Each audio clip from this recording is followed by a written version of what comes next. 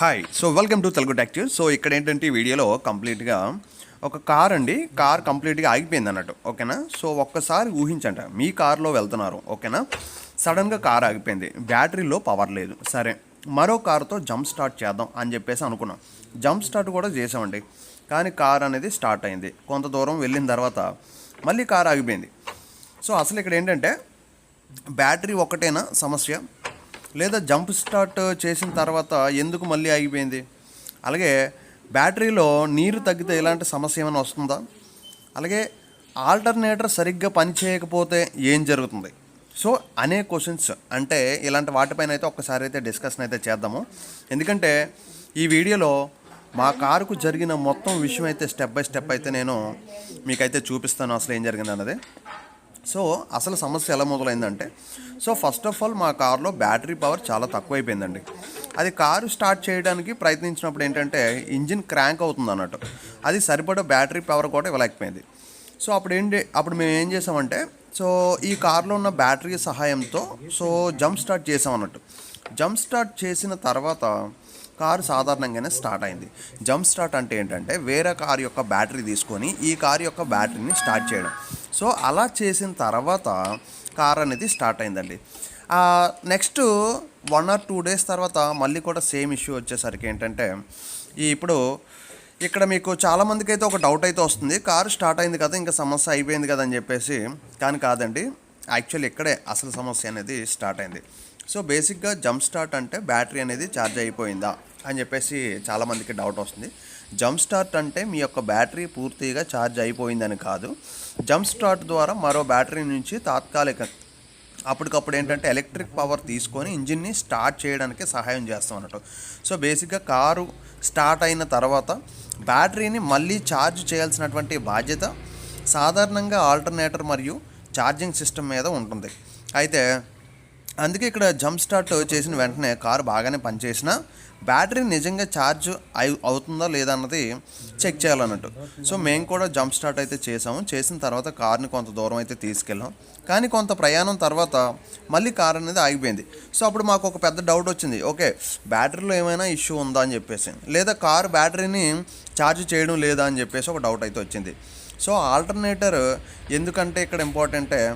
So ఇక్కడ ఒక ముఖ్యమైన విషయం మీరు తెలుసుకోవాలండి. కారు ఇంజిన్ నడుస్తున్నప్పుడు ఎలక్ట్రికల్ సిస్టమ్కి పవర్ అందించడంలో ఆల్టర్నేటర్ ముఖ్యమైన చాలా ఇంపార్టెంట్ అయితే అండి. సో అదే సమయంలో బ్యాటరీని కూడా ఏంటంటే ఛార్జ్ చేయడంలో ఆల్టర్నేటర్ సహాయం అనేది చేస్తుంది. ఒకవేళ ఆల్టర్నేటర్ లేదా ఛార్జింగ్ సిస్టంలో సమస్యగానే ఉంటే కారు జంప్ స్టార్ట్ చేసిన తర్వాత కొంతసేపు నడిచిన బ్యాటరీలో మిగిలిన ఛార్జ్ అయిపోయినప్పుడు మళ్ళీ కారు అనేది ఆగిపోయే అవకాశం ఉంటుంది. అందుకే బ్యాటరీ సమస్య అనే మాత్రమే అనుకొని మీరు ఏంటంటే బ్యాటరీని మార్చేయడం సరైన డయాగ్నోస్టిక్ మెథడ్ అయితే కాదండి. బ్యాటరీ కండిషన్తో పాటు ఛార్జింగ్ సిస్టమ్ కూడా మీరు చెక్ చేసుకోవాలి. ఓకేనా. సో ఆ విధంగా ఏంటంటే మీకు మా తర్వాత ఏం చేసాం అనుకుంటున్నారు, కార్ మళ్ళీ ఆగిపోయిన తర్వాత మేము బ్యాటరీని అయితే బయటకు తీసుకొని ఛార్జ్ చేయాలని చెప్పేసి నిర్ణయించుకున్నాం. సో అందుకోసం ఏంటంటే ఒక ఇన్వర్టరు ఛార్జింగ్ మీకు ఇక్కడ వీడియోలో అయితే కనిపిస్తుంది కదా. సో బేసిక్గా 2 రెడ్ వైర్స్ అయితే ఇచ్చాము. అది ఏదైనా అండి, దాని యొక్క గేజ్ అనేది చాలా లావుగా ఉండాలి. మీకు కనిపిస్తుంది ఇక్కడ ఇన్వర్టర్ ఏదైతే ఉందో ఆ ఇన్వర్టర్ ఏంటంటే ఛార్జింగ్ సెటప్ ఏంటంటే ఉపయోగించి మేము ఏం చేసాం, బ్యాటరీకి సుమారు 2 గంటల పాటు ఛార్జింగ్ అనేది ఇచ్చామండి. కానీ ఛార్జింగ్ చేసే ముందు బ్యాటరీని పరిశీలిస్తే బ్యాటరీలో ఎలక్ట్రోలైట్ వాటర్ లెవెల్ తక్కువగా కనిపించింది. సో అప్పుడు ఒక ముఖ్యమైన విషయం గుర్తుంచుకోవాలండి, ప్రతి కారు బ్యాటరీలో నీరు పోయకూడదు. ఇక్కడ ఏంటంటే సర్వీసేబుల్ అండ్ ఫ్లోడెడ్ లీడ్ యాసిడ్ బ్యాటరీ అయితే మాత్రమే మ్యానుఫ్యాక్చరర్ సూచనల ప్రకారంగా అది డిస్టిల్డ్ వాటర్ అనేది అవసరం కావచ్చు అనొచ్చు. సో మెయింటెనెన్స్ ఫ్రీ బ్యాటరీస్ కూడా అయితే మనమే ఓపెన్ చేసి వాటర్ యాడ్ చేయకూడదు. ఓకే. సో ఇక పోతే ఏంటంటే డిస్టిల్డ్ వాటర్ అసలు ఎందుకు యూజ్ చేసామని చెప్పేసి ఇక్కడ మనం డిస్కస్ అయితే చేద్దాము. సో బేసిక్ ఏమైందంటే డిస్టిల్డ్ వాటర్ ఓకేనా, బ్యాటరీలో సాధారణంగా ఎలక్ట్రోలైట్ ఉంటుందండి. ఈ ఫ్లోడెడ్ లెడ్ యాసిడ్ బ్యాటరీలో ఏదైతే ఎలక్ట్రోలైట్లో ఈ సల్ఫ్యూరిక్ యాసిడ్ మరియు వాటర్ అయితే ఉంటాయండి. దీని యొక్క కాలక్రమంలో నీటి భాగం తగ్గొచ్చు. ఆ టైంలో ఏంటంటే అలాంటి బ్యాటరీకి మ్యానుఫ్యాక్చరర్ సూచించినటువంటి లెవెల్స్కి ఆ డిస్టిల్డ్ వాటర్ మాత్రం ఉపయోగించాలి.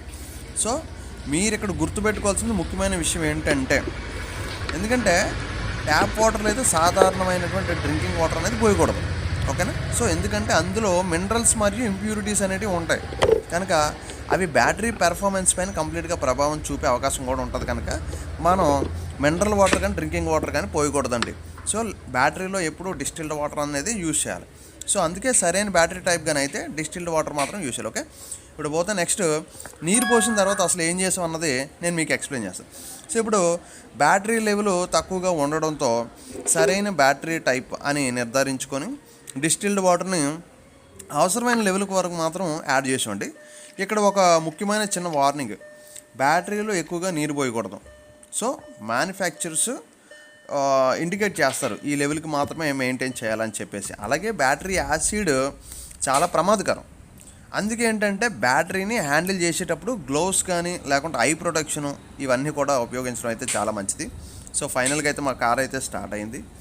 సో దానికంటే ముందు మీకు చెప్పాను కదా, సో ఒకవేళ లేకపోతే ఎమర్జెన్సీ టైంలో మన ఇంట్లో యూజ్ చేసేటువంటి ఇన్వర్టర్ ఏదైతే ఉంటుందో సో +2 ప్లస్ -2 ఏంటంటే ప్రాపర్ కనెక్షన్స్ కూడా జాగ్రత్తగా ఇచ్చుకోవాలి. లేదంటే ఎంటైర్ కాంపోనెంట్స్ అన్నీ కూడా డ్యామేజ్ అయిపోతాయి. ఎందుకంటే ఎంటైర్ కార్ యొక్క కాంపోనెంట్స్ ఇవన్నీ ఎలక్ట్రానిక్ కాంపోనెంట్స్ ఇవన్నీ కూడా బ్యాటరీ నుంచే వర్క్ అవుతాయి కనుక ఈ కాంపోనెంట్స్ ఈజీగా అన్నీ డ్యామేజ్ అయిపోతాయి ఇంప్రాపర్ కనెక్షన్స్ కానీ అయితే.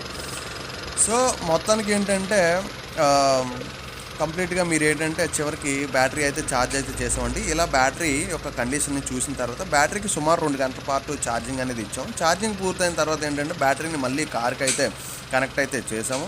సో తర్వాత ఏంటంటే కార్ స్టార్ట్ చేయడానికి అయితే ప్రయత్నించామండి. సో తర్వాత కార్ మళ్ళీ స్టార్ట్ అయింది. అప్పుడు ఒక రిలీఫ్ అయితే వచ్చింది, అబ్బా కార్ అయితే స్టార్ట్ అయిపోయిందని చెప్పేసి. సో కానీ ఇక్కడైతే మనం వెంటనే ప్రాబ్లం సాల్వ్ అయిపోయిందని చెప్పేసి చెప్పుకోకూడదండి. ఎందుకంటే బ్యాటరీ ఛార్జ్ అవ్వడం అనేది ఒక విషయం అయితే కార్ ఛార్జింగ్ సిస్టమ్ సరిగ్గా పనిచేయడం మరో విషయం.